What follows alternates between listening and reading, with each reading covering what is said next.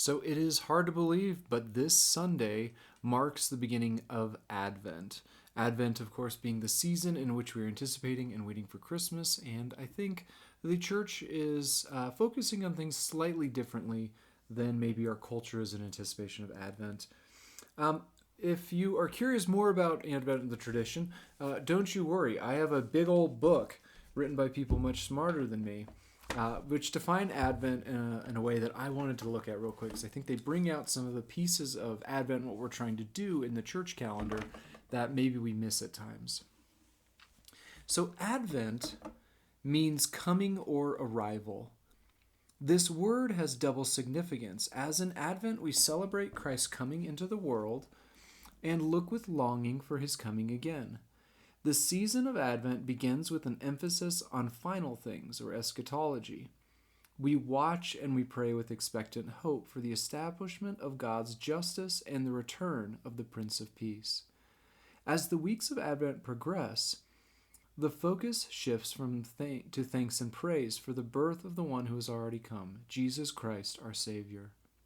The origin of the season of Advent is uncertain. It may have been patterned after the season of Lent as a period of penitence before Christmas or as a time of preparation for baptism at Epiphany.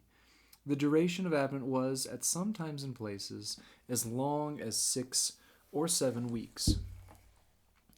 So, one of the first kind of things I wanted to pick out on what Advent is doing is, of course, this idea of waiting or this idea of anticipation, but not just of Christmas coming, of looking backward and celebrating, but it talked in there about the eschatological, the end things, the end of the world, apocalyptic type stuff, which, at first blush, like, what is that doing as part of the Christmas season? And yet in Christmas, we anticipate not just the radical change that came into the world when Christ came the first time, but the radical change we are anticipating when he comes back and restores all things. Think about what it would be like if you had been accused of a horrific crime. People are starting to believe something about you that you would like to think that they would never even consider, right? You have been accused of doing something just awful and that makes your gut feel sick.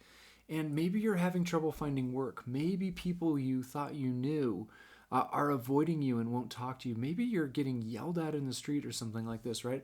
This feeling of, I didn't do anything. Why am I being treated the way that I'm going to?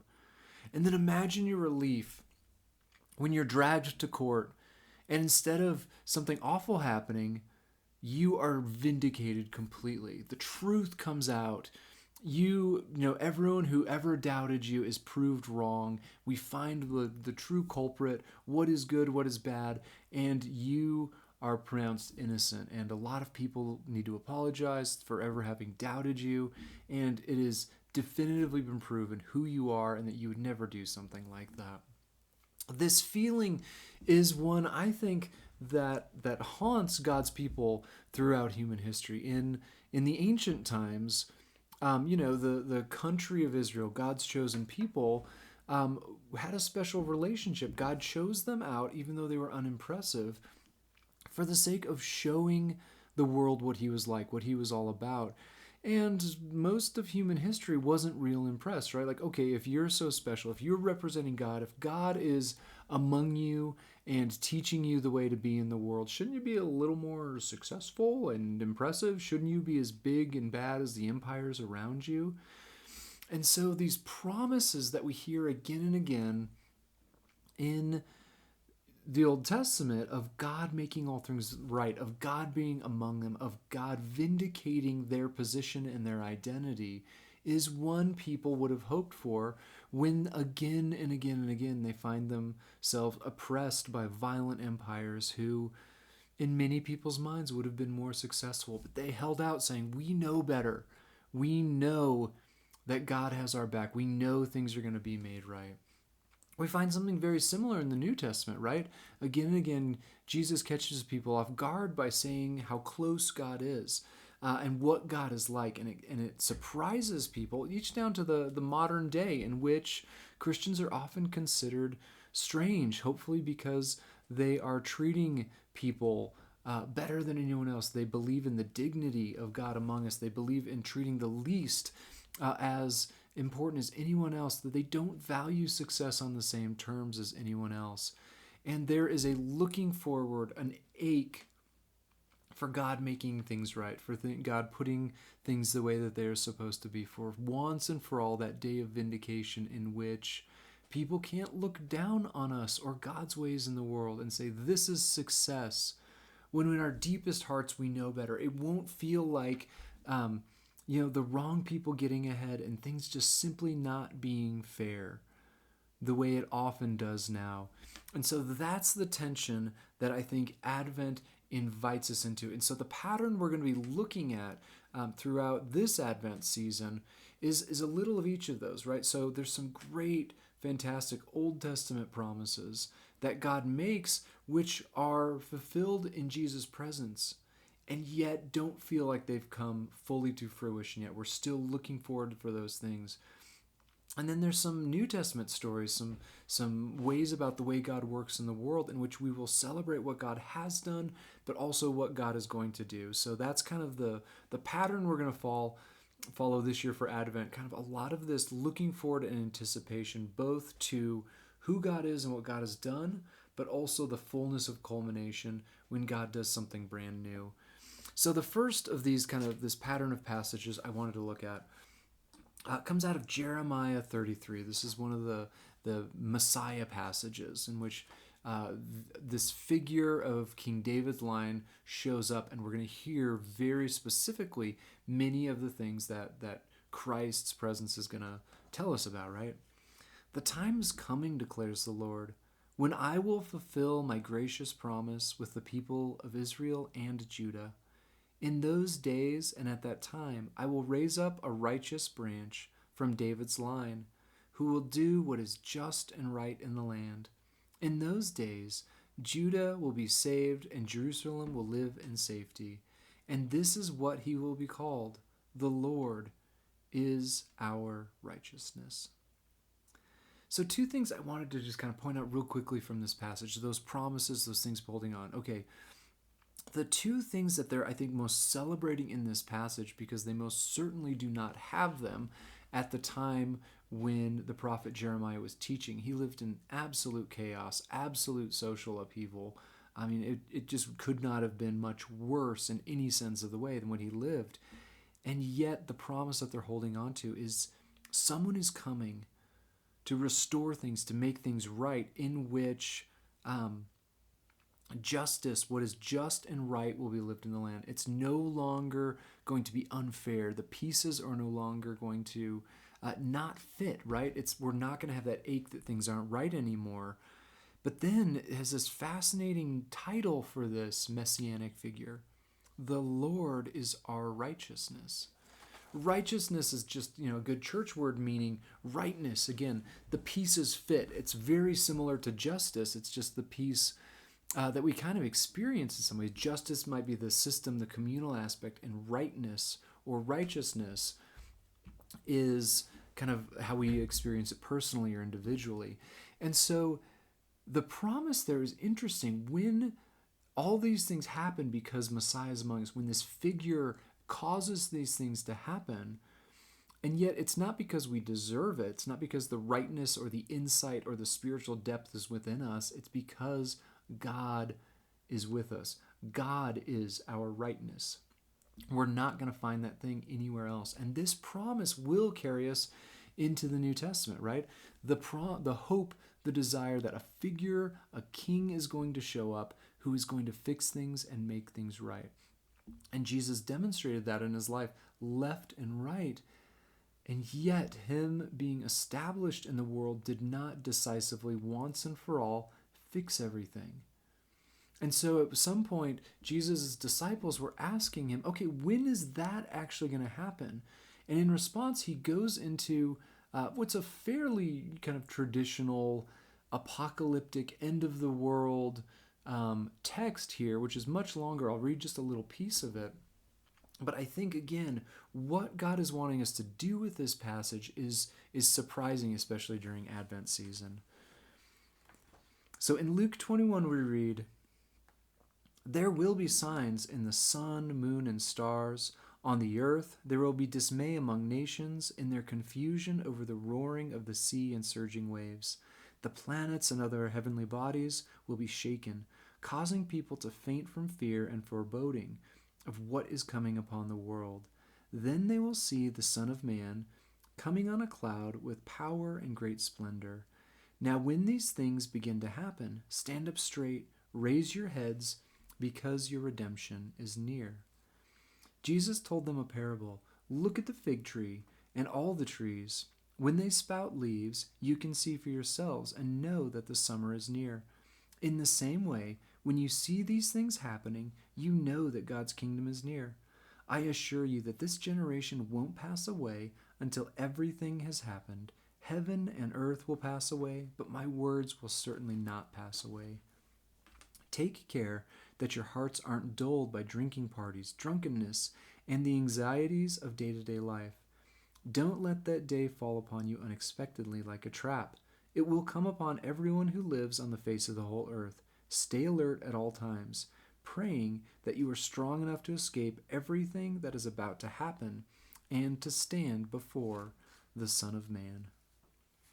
So the imagery there is obviously frightening. The imagery, the idea of the end of the world is kind of scary, and yet we have to recognize it would have hit kind of Jesus' original audience a little differently than it often hits us. We think of kind of as of the natural world as even that language, right? Separated from the rest of things. They believed things were more connected. They were very used to the idea of seeing something unusual happen, whether it's in heaven or earthquakes or these things that we call natural disasters. They would have been looking for meaning, and it wouldn't have been a big stretch for them to see, a comet or something like that and not assume it's just a comet.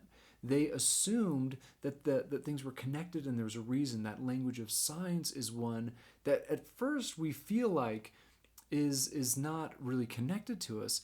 And yet, when we start talking about, kind of social upheaval, about the world we live in, and people are angry and upset, and everybody's looking for why all the time, right?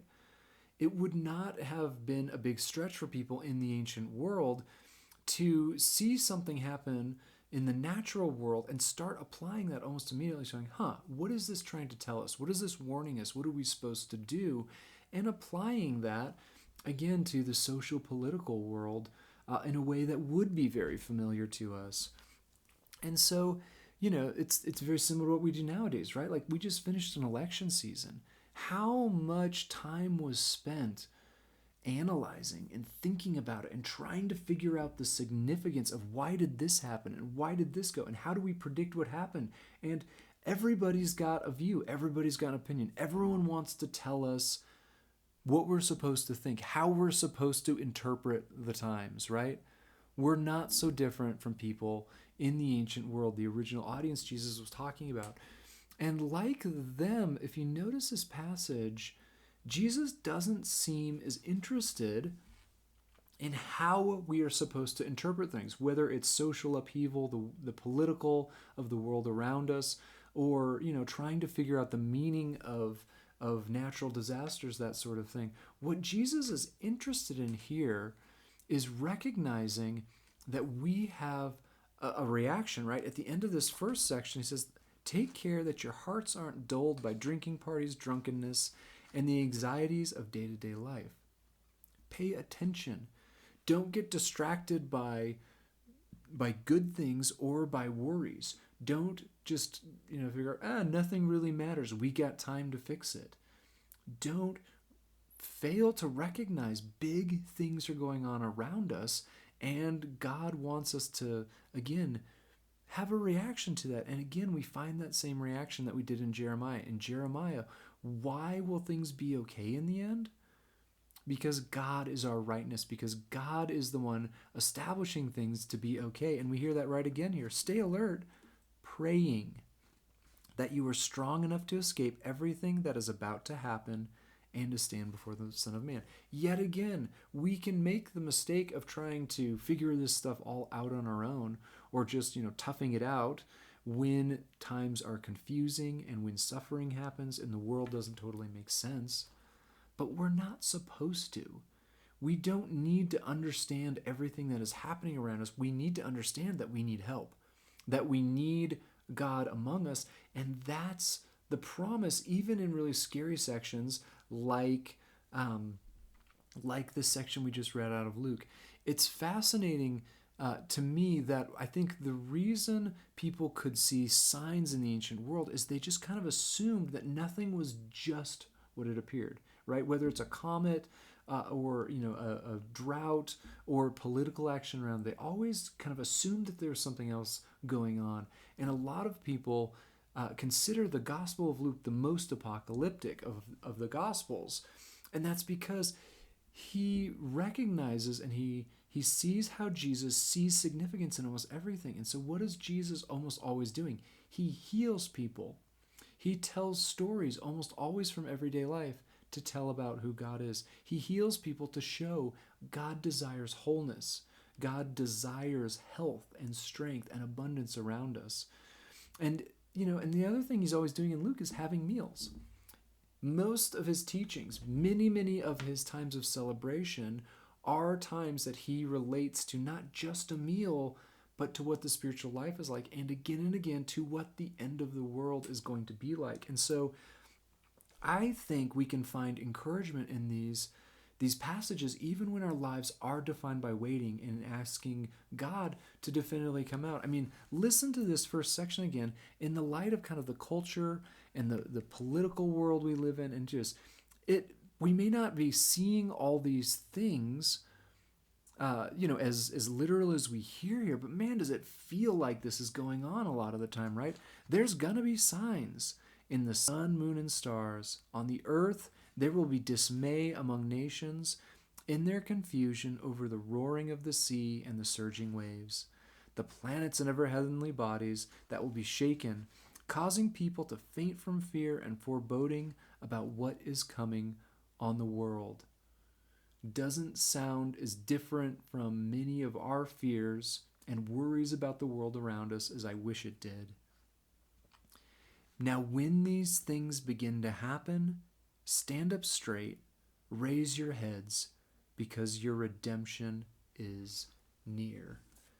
And so, again, Christmas is meant to be a celebratory season, not pretending that the world is anything but what it is, but celebrating that we do not have to figure everything out. We do not have to trust in ourselves. Again, God is our rightness. God is among us.